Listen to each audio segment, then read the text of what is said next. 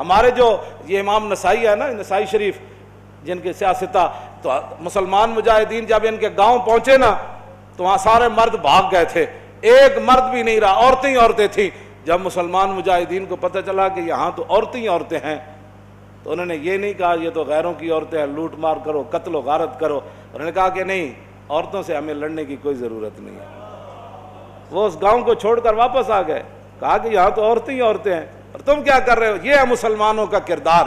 اور جب حاتم طائی کی بیٹی ننگے سر حضور کے سامنے آئی تو پھر رسول اللہ نے ان سے قید ہو کر آئی اور فرمایا کیا چاہتی ہو؟ کہا جی میں نے آپ یہاں نہیں رہنا، مجھے میرے بھائی عدی بن حاتم شام دوڑ گیا ہے، آپ مجھے سواری دیں اور راستے کا خرچہ دیں، زیادہ راہ دیں تو مجھے آپ آزاد کر دیں۔ حضور نے فرمایا یہ بھائی ان کو سواری بھی دے دو، ان کو کپڑے بھی دے دو، ان کو زیادہ راہ بھی دے دو اور ان کو بحفاظت شام روانہ کر دو۔ جب وہ شام پہنچی نا، عدی بن حاتم، حاتم طائی کے بیٹا، ان کا بھائی نے کہا تھا میں نے حضور کا کلمہ نہیں پڑھنا، جو مرضی ہو جائے۔ جب وہ بہن بھائی کے پاس پہنچی تو پہنچنے کے بعد اس نے پوچھا تو کہاں سے آ رہی ہے؟ انہوں نے کہا میں تو رسول اللہ کے دربار سے آ رہی ہوں۔ انہوں نے کہا پھر کیا ہوا؟ انہوں نے کہا میں تو قید ہو گئی تھی۔ انہوں نے کہا پھر تجھے قتل نہیں؟ انہوں نے کہا قتل کی بات کرتا ہے تو قتل کی بات ہے؟ انہوں نے کہا تو نے کیسا ان کو پایا؟ انہوں نے کہا بھائی جان ایتھے سمجھ آنے والی گل نہیں۔ انہوں نے کہا میں تے نہیں مننا۔ انہوں نے کہا جلا ہویا ایک بار جا تے صحیح، تو ویکھ تے صحیح، تو آیا نہ درتے کیوں بد نصیبہ، ہزاروں رنگاں وچ رنگیں دے محمد۔ بہن دے کہن ہوتے عدی بن حاتم کہنے میں تو تیز سواری رکھی ہوئی سی، میں تو نس آیا، میں حضور دا کلمہ نہیں پڑھنا۔ بہن کہنے لگی ایک باری جا تے صحیح، اے دسن والی گل کوئی نہیں، ایک باری تو جا کے چہرہ انور ویکھ تے صحیح، خلق عظیم ویکھ تے صحیح، انہاں دی اخلاق تے عادات ویکھ تے صحیح جلیا۔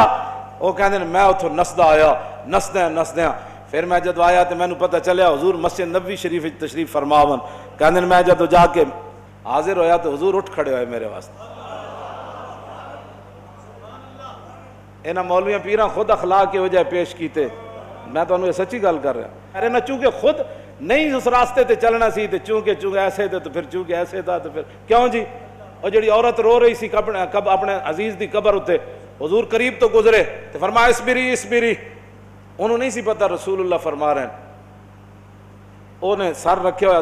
غم چیز ہی ایسی ہوندی، اسی واسطے حضور نے فرمایا میرا امتی پناہ منگے، غم بندے نو تباہ کر کے رکھ دیندا۔ انہیں کہا مینوں کہنے والے اسبری، جے تینوں یہ مصیبت پہنچی ہوندی تو تم مینوں نہ کہندا ہے گا۔ میرے آقا نے یہ سنی گل تے حضور چل پے، اس عورت نو کوئی گل نہیں فرمائی۔ اس سے یہ بھی پتہ چلتا ہے کہ جب آدمی اگلا اس حالت میں ہو تو اس کو تبلیغ نہیں کرنی چاہیے، بس جو بات کر دی وہ کر دی، بات ختم ہو گئی۔ زبردستی کسی نو ڈھا کے منانا ہے، لبیک دا نعرہ جنوں سمجھ نہیں آیا ہن تسی انہوں ڈھا کے کی منانا ہے؟ اور مینوں یہ دسو تسی جیڑا اے نہیں کہندا حضور میں بھی لبیک کا اتنا ہی مانا ہے، حضور میں بھی حاضر، میرے بچے بھی حاضر، میرا مال بھی حاضر، میری عزت بھی حاضر اور میرے ماں باپ بھی آپ کے لیے حاضر، اس سے زیادہ لبیک کا کوئی معنی نہیں ہے۔ اور تاجدار ختم نبوت کے نعرے کا اس سے زیادہ کوئی معنی نہیں کہ ساری دنیا طے و بالا ہو جائے لیکن حضور کی ختم نبوت پر پیرا ہر صورت میں ہوگا، بس اس سے زیادہ تاجدار ختم نبوت کا ہاں جی اس سے زیادہ لوگ ان کو سیاسی نعرہ بنائے پھرتے ہیں، پیڑا اور تے پھکیاں اور امت اس نعرے پر کھڑی ہو گئی اور وہ نیچے اختلافات تھے امت ان کو بلا گئی، انہوں نے کہا بس بھائی لبیک۔ مسجد نبی شریف میں عرب بھی کہتے ہیں لبیک یا رسول، ہم عربی ہیں لیکن یہ نعرہ تو ہاں جی مصری بھی کہتے ہیں لبیک یا رسول۔ پورا عالم اسلام نہیں پوری دنیا کہہ رہی ہے اس وقت لبیک یا رسول اللہ، ہاں لبیک یا رسول اللہ۔ تو اس سے بڑا اللہ کا کیا کرم ہو سکتا ہے کہ امت اختلافات کو بھلا کر حضور کی غلامی کے لیے جمع ہو گئی۔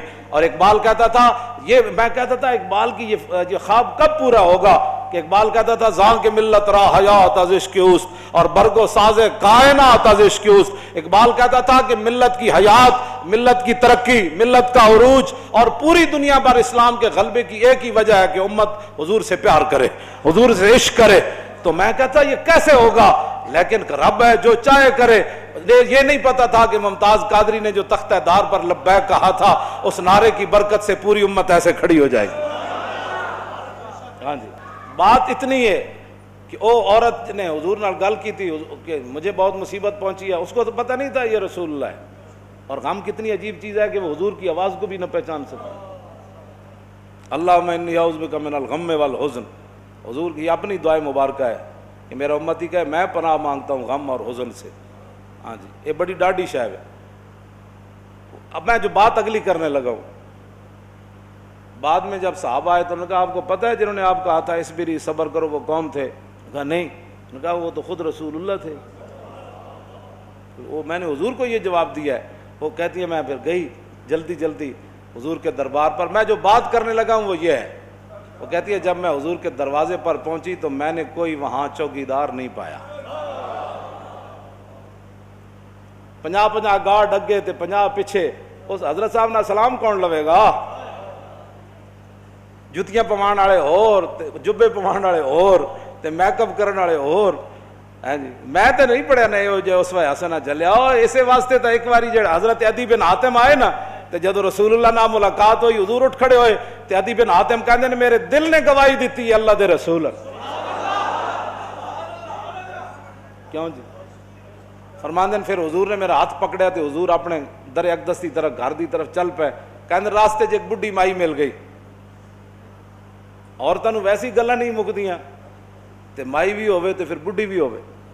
کہندے انہوں نے اتنی لمبی گفتگو حضور نال کیتی تے حضور دے چہرہ انور تے بھی ناگواری دے آثار ظاہر نہیں ہوئے کہ میرے نال مہمان ہے تو بس بھی کر. ہوں کہندے نے میں کھڑ کھڑ کے تھک گیا، لیکن رسول اللہ نے ایک بار بھی اس مائی نو نہیں فرمایا کہ مائی بس کر اور کام تھوڑے.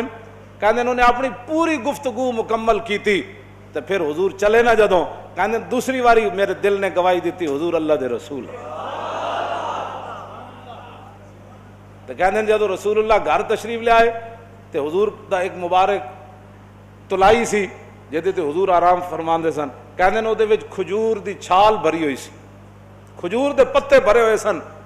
اس تے او بدن مبارک سوندے سن جنہاں دے بارے حضرت انس کہندے نے میں 10 سال خدمت کیتی. حضور نہ سلام لیا، ہزاراں واری لیا، حضور دے مبارک ہتھاں نوں بوسا دیتا، چومیا. ما مسست خزن ولا حریرن ولا شیئن قط الین من کف رسول اللہ. نہ میں کوئی ریشم نو ہاتھ لایا نہ کائنات دا کوئی اور نرم کپڑا ہو جائے میرے ہاتھ وچ آیا کہ حضور دے مبارک ہاتھ تو نرم ہاتھ ہوے. کیوں جی؟ حضور اس تلائی تے سوندے سن جہدے وچ روئی نہیں سی، کھجور دی چھال بھری ہوئی سی. نہ انہاں کدی چھال ہوتے سونے، نہ انہاں کدی بدر جانا، نہ انہاں کدی جناب تلوار پکڑ کے خندق وچ پہرے دینے. انہیں تو کہنا یہ لبیک والے کیا کر رہے ہیں؟ اسلام تو امن کا درس دیتا ہے. میں کہا دسو نا خندق وچ کتنے بندے آئے؟ کیوں جی؟ خندق وچ کتنے بندے آئے؟ یہ دسو نا قوم لوگاں نو اذا جاءتکم جنود فارسلنا علیہم ریحا وجنودا لم تروا وکان اللہ بما تعملون بصیرا اذ جاءوکم من فوقکم ومن اسفل منکم وزاغت الابصار وبلغت القلوب الحناجر وتظنون باللہ الظنونا هنالک ابتلی المؤمنون وزلزلوا زلزالا شدیدا واذ یقول المنافقون والذین فی قلوبہم ما وعدنا اللہ ورسولہ ہاں فی قلوب مرض ما وعدنا اللہ ورسول اللہ غرورا. یہ تو منافق کا کام ہوتا ہے جب مشکل وقت او جی دیکھا گریک ٹاؤن ہو گیا اور میں کہا پھر کی ہویا. یہ تو منافق کا کام ہوتا ہے کہ جب مشکل حالات آئے تو کہ دیکھو جی جن کا دیکھو جی اللہ رسول ساڑھے نہ ہاتھ میں ہاتھ کرنے دا معنی کر رہے ہیں، لفظی معنی تو نہیں نہ بنتا. اللہ رسول نے تو ان کا لفظی معنی کیا بنتا ہے کہ انہوں نے کیا اللہ رسول کی طرف نسبت کر دی کہ ہمیں تو دھوکے سے دوچار کر دیا گیا. ہاں جی ہمارے ساتھ یہ دیکھو کیا بن گیا کہ جناب ہمیں تو وہ کہتے تھے ہمیں تو پیشاب کرنے کا جو خوف ہے کہ پیشاب کرنے جائیں گے بندہ مار دے گا. تو کیسر و کسرا کب فتح ہوں گے؟ یہاں مدینے میں تو پیشاب کرنے کی سہولت نہیں رہی.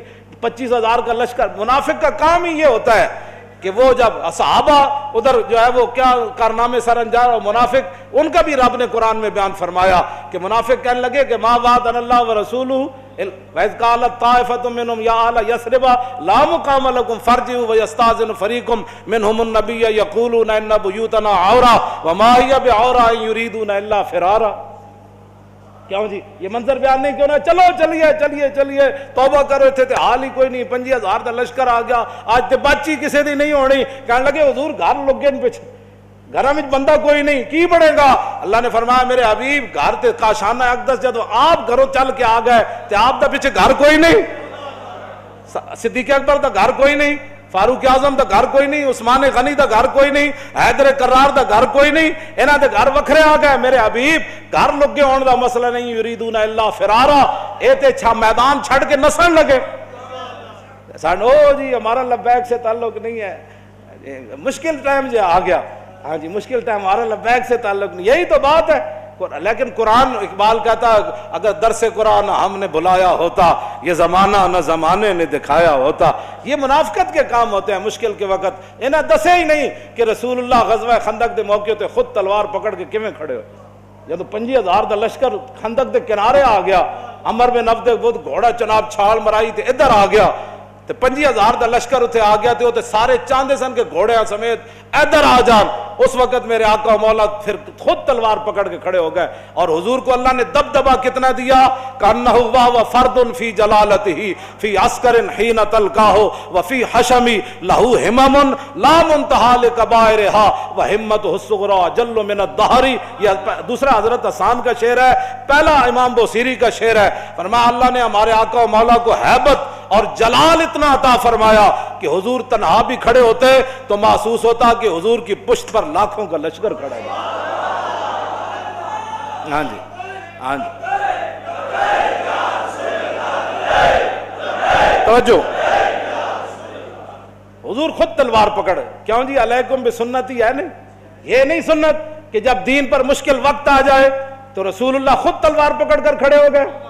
کیا یہ ان کے لیے سنت نہیں تھی کہ جب حضور کی ختم نبوت پر مشکل وقت آیا, حملہ ہو گیا اور حضور کی عزت پر حملہ ہو گیا, تو کیا قوم کے رہنماؤں کی, مذہبی رہنماؤں کی, پیروں کی, فقیروں کی, مولویوں کی یہ ذمہ داری نہیں تھی کہ خود میدان میں ایسے نکل آتے؟ یہ ہے نا علیکم بسنتی و سنت الخلفاء.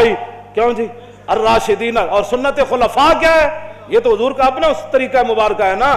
سنت خلفاء کیا ہے کہ جب جنگ یمامہ میں مسلمہ آیا تو افضل الخلق بعد الرسل, آپ نے فرمایا بدری ہوئے یا غیر بدری ہوئے, بڑھا ہوئے یا جوان ہوئے, اکھاڑا صحابی ہوئے یا نابینا ہوئے, ہاتھ سلامت ہومن یا کٹے ہوئے ہومن, سارے یمامہ پہنچو. خلفاء دی بھی یہی سنت ہے. جب ختم نبوت کا مسئلہ آیا تو پھر سیدنا صدیق اکبر خود بھی تلوار پکڑ کے چل پے, لشکر تے روانہ کیتے نا, ہاں جی خود بھی چلن لگے. حضرت مولا کائنات علی مرتضیٰ نے روکیا, فرمایا ابو بکر جو آپ کو کچھ نقصان ہو گیا تو ہمارا کیا بنے گا. مزید ویڈیوز اور اپڈیٹس کے لیے یوٹیوب پر علامہ Khadim Hussain Rizvi official channel subscribe کریں اور بیل آئیکن پر بھی کلک کریں.